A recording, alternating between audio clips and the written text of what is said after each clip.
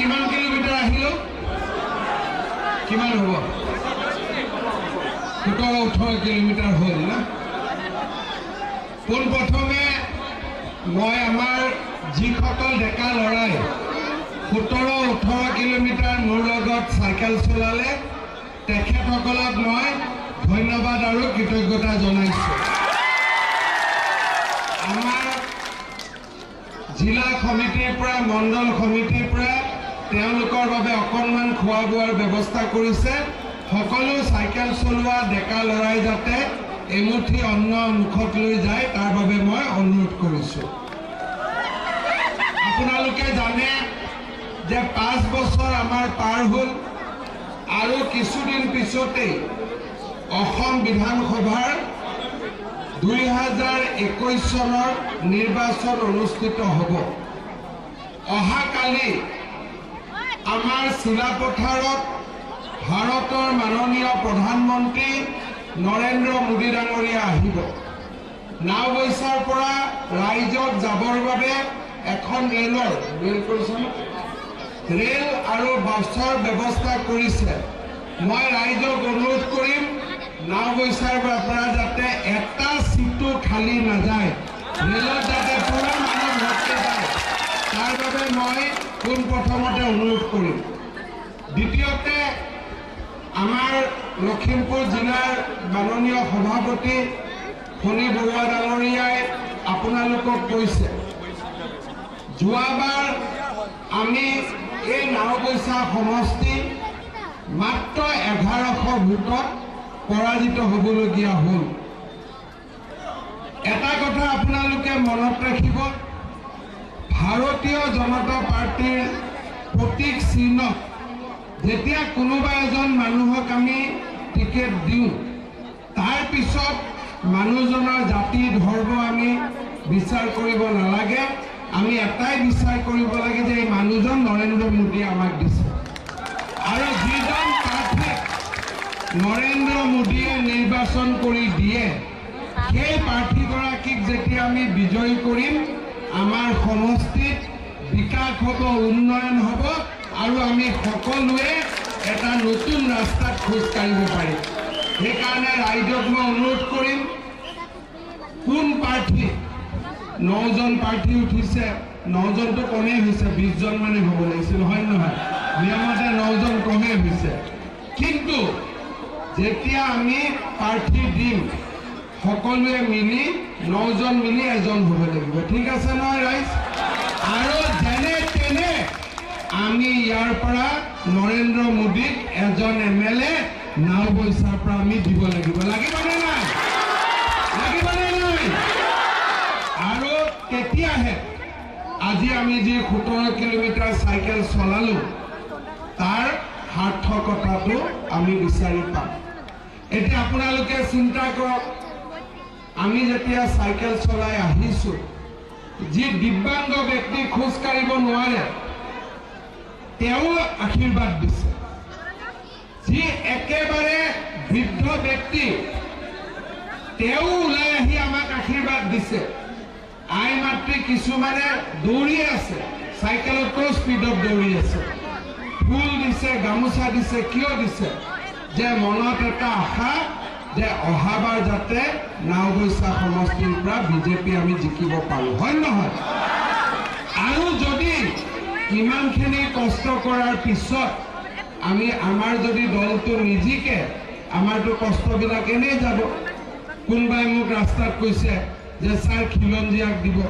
কোনোবাই কৈছে অখিলঞ্জীয়াক দিব কোনোবাই দিছে অমুকক ক'ব মই জাতি ভেদ এইবিলাক কথা বুজি নাপাওঁ মই এটাই বুজি পাওঁ য'তে পদুম তাতে ভোট ঠিক আছে য'তে কমল তাতে ভোট আৰু যদি আমি মনটো বান্ধি লওঁ কাৰণ আপোনালোকে জানে নাওবৈচাৰ সামাজিক পৰিৱেশ জানে আমাৰ যদি মাজত আমি যদি ইজনে সিজনক বেয়া চিন্তা কৰোঁ আমি ইয়াত জিকিব নোৱাৰোঁ ইলেকশ্যনৰ টিকট আমি চবেই খুজিম চবৰে অধিকাৰ আছে কিন্তু যেতিয়া মোদী অমিত শ্বাহৰ চহীত এটা কিবা ওলাই আহিব তাৰ পিছত আৰু আমি কোনো প্ৰশ্ন নকৰোঁ আমি জপিয়াই কৰিম কাৰণ এইবাৰ নাওবৈচা 100% আমি জিকিব লাগিবই।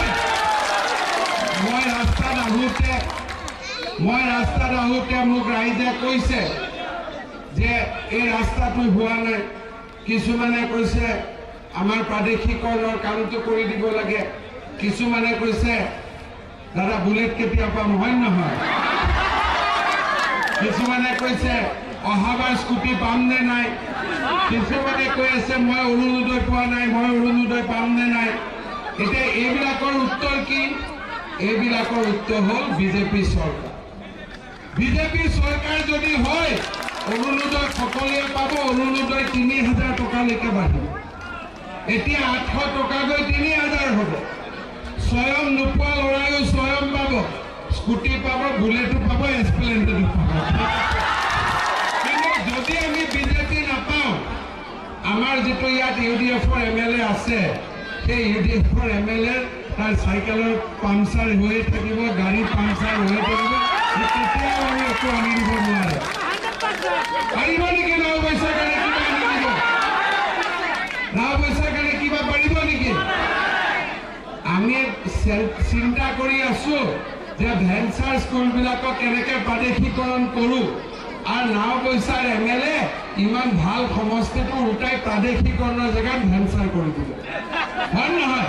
ডেকা ল'ৰাই চাকৰি বাকৰি পোৱা নাই, স্কুল কলেজৰ কাম হোৱা নাই, ৰাস্তা ঘাট হোৱা নাই, গভৰ্ণমেণ্ট আঁচনিবিলাক পোৱা নাই। গতিকে এইবাৰ ৰাইজ সকলোৱে মিলি আমি একতাৰ দোলেৰে বান্ধ খাই ভাৰতীয় জনতা পাৰ্টিক আৰু আমাৰ মিত্ৰ দলক অসমত চৰকাৰ গঠন কৰাৰ বাবে আমি সাজু কৰি লৈ যাব লাগিব। ঠিক আছে নহয়? মই আকৌ আহিম, আৰু যদি নাও পইচাত আপোনালোকে বিজেপি জিকাই দিয়ে, নাও পইচাৰ কামৰ কাৰণে আপোনালোকে চিন্তা কৰিব নালাগে, মই ইয়াত নিজে আহি কোচ পাতিলে মই বহিম, কামৰ কাৰণে কোনো চিন্তা নাই। লখিমপুৰত মেডিকেল হ'ব বুলি কৈছিলোঁ, মেডিকেল হ'ল। বিহপুৰীয়াত কিমান ধুনীয়া মাধৱদেৱ ক্ষেত্ৰৰ কাম আৰম্ভ হ'ল। যোৱাবাৰ কৈ গৈছিলোঁ ইউনিভাৰ্চিটি হ'ব, ইউনিভাৰ্চিটি হ'ল। আজি আপোনালোকে দেখিছে যে এই উত্তৰ পাৰৰ অসমখন বিজেপি চৰকাৰৰ দিনত কিমান আগবাঢ়িব। খালি মাজতে আমাৰ অলপ নাও পইচাটো ঠিক আছে। গতিকে ইয়াতে কেণ্ডিডেটবিলাক খাৰা হৈ আছে নহয়, যদি এজনে টিকট পোৱাৰ পিছত ইজনে গণ্ডগোল কৰে, ইহঁতৰ চাইকেলত পাংচাৰ লগাই দিছে।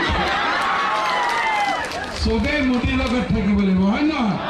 নৰেন্দ্ৰ মোদীৰ য'ত আমি ত'ত, ঠিক আছে? আমি একেলগে চবেই মিলি নাও পইচাক জিকাব লাগিব। পাৰিম নে নাই? পাৰিমতো?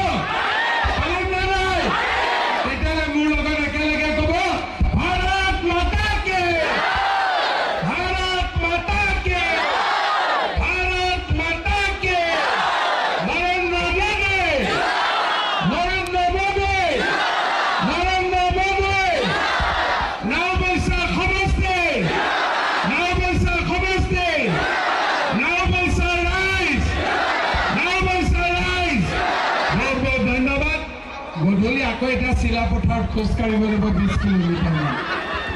আপোনালোকে ৰেষ্ট লওক, মই চিলাপথাৰত গৈ আৰু অলপ 20 কিলোমিটাৰমান খোজ কাঢ়িম। এইকেইদিন ৰেষ্ট নাই। আপোনালোকে আশীৰ্বাদ কৰিব যাতে ইলেকশ্যনলৈকে মই শুই যাব নালাগে ভালকৈ, ঠিক আছে? আপোনালোকে আশীৰ্বাদ কৰিব, আৰু নাও পইচাত আকৌ আহিম ইলেকশ্যনৰ সময়ত। আহিব লাগিবনে নাই? 2-3 বাৰ আহিম, যেনে তেনে জিকাব লাগিব নাও পইচা। আৰু এইবাৰ আহিলে কিন্তু পিঠা খুৱাব লাগিব, এনে নহ'ব।